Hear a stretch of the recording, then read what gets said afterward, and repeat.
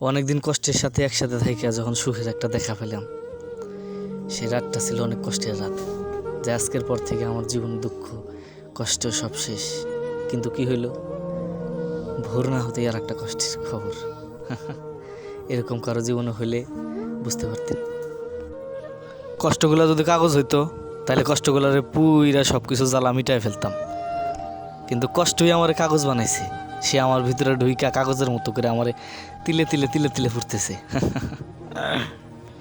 সুখ যদি বাজারের পণ্য হইতো তাহলে হয়তো বা আমরা সবাই কিনা নিয়ে ঘরের মধ্যে রেখে দিতাম এবং সারাদিন ওইটার দিকে তাকায় থাকতাম আর বলতাম যে না, সুখ নামক কোনো জিনিস আমার ঘরে আছে, আমি সুখে আছি। কিন্তু বাস্তব জীবন এরকম হয় না। না আছে বাজারে সুখের কোনো জিনিস, না আছে জীবনে সুখের কোনো জিনিস। প্রত্যেকটা মানুষের জীবনেই কষ্ট, কোনো না কোনো বিষয়, কোনো না কোনোভাবে। তবে এই পাথর মনটারে আজকে আমি অনেক কষ্ট করে সান্ত্বনা দিয়ে রাখছি। যেখানেই যেভাবেই যা হোক, যত কষ্টই মনে থাক, পরিশ্রম করতে থাকি, ইনশাল্লাহ আল্লাহ সফলতা একদিন দিব। বন্ধুরা, আপনারা এতক্ষণ শুনলেন টি.আর. রুবেল ভয়েসের কিছু সংলাপ।